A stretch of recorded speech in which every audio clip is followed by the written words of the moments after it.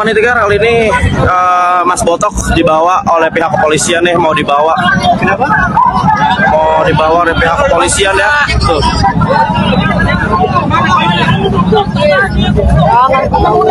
Waduh, ini kalau sudah begini suasananya sudah mulai panas nih kawan.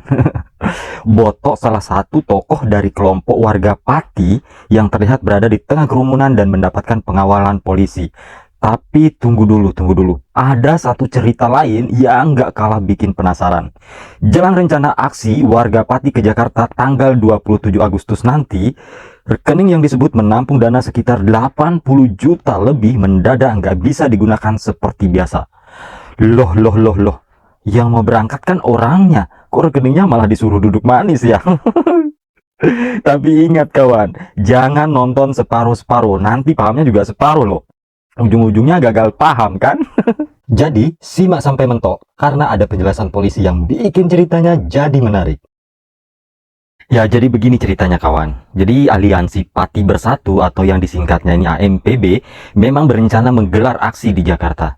Dalam proses penggalangan dana untuk aksi tersebut, ini terdapat rekening milik Supriyono alias Botok yang disebut menampung dana sekitar 80,9 jutaan. Nah, kemudian muncul kabar rekening tersebut diblokir. Ya, tapi nih kawan, disinilah ceritanya mulai menarik. Ya, jadi kawan, Polda Metro Jaya memberikan penjelasan terkait hal ini. Menurut polisi, penyidik di Treskrimsus memang mengirimkan surat kepada Bank Mandiri. Tapi polisi menyebut istilahnya bukan pemblokiran permanen loh kawan, melainkan penundaan transaksi. Nah, ini mah bedanya apaan ya Pak ya?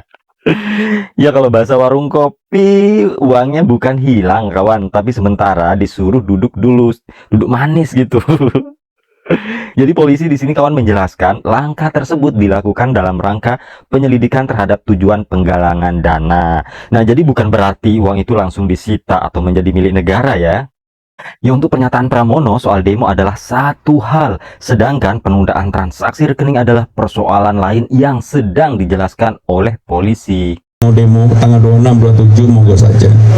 Tetapi yang tidak boleh dilakukan adalah melakukan perusakan, melakukan anarkis, dan kemudian melakukan tindakan-tindakan yang tidak baik. Jakarta menjadi aman, nyaman kalau kita semua bisa menjaga dengan baik. Demo itu. Nah, sekarang kita masuk nih kawan ke bagian yang paling penasaran dan menggelitik. Siapa sebenarnya yang minta transaksi rekening itu ditunda? Menurut kalian siapa? Ayo.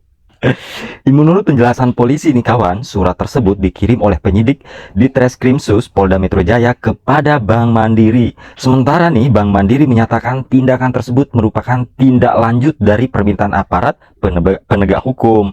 Gitu loh kawan-kawan. Jadi bukan ceritanya Bank Mandiri tiba-tiba bangun pagi terus bilang, hari ini uang warga Pati kita suruh puasa dulu ya. Bukan begitu ya kawan, bukan. Ya kawan, di sini juga polisi menjelaskan ya bahwa penundaan transaksi itu bersifat sementara, tidak permanen. Kalau dari hasil penyelidikan tidak ditemukan dugaan tindak pidana, maka rekening dapat digunakan kembali.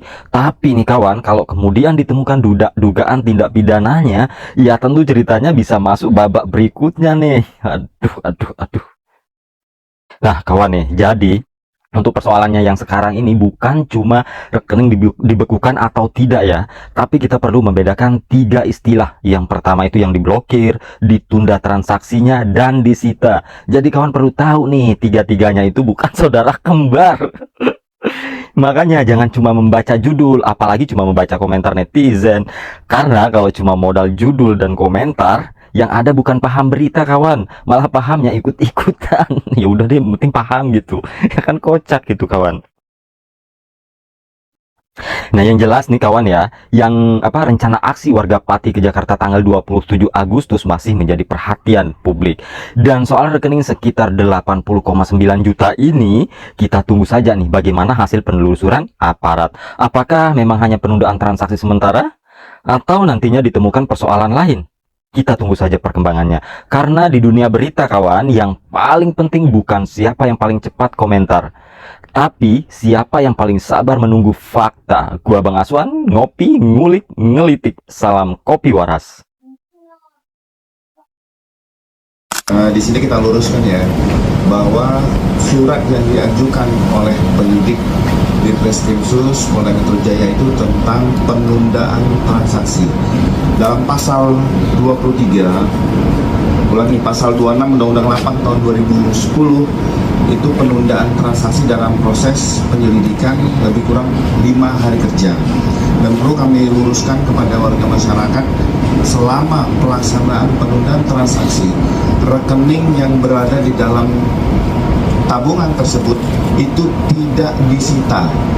Jadi rekening tersebut tetap berada di dalam rekening pemilik. Kita harus bisa pisahkan antara pemblokiran dengan penundaan transaksi, di mana di dalam penghimpunan dana itu harus menggunakan izin terkait tentang badan usaha, bukan dilakukan oleh perorangan. Sehingga pada hari ini penyelidik sudah mengirimkan klarifikasi untuk bisa ditindaklanjuti penggalangan tersebut tujuannya untuk apa. Penyelidik juga berkoordinasi dengan pihak OJK dan Kementerian Sosial. Jadi kita meluruskan surat yang dikirimkan oleh penyelidik adalah pemberitahuan tentang rujukan permohonan penundaan transaksi, bukan pemblokiran.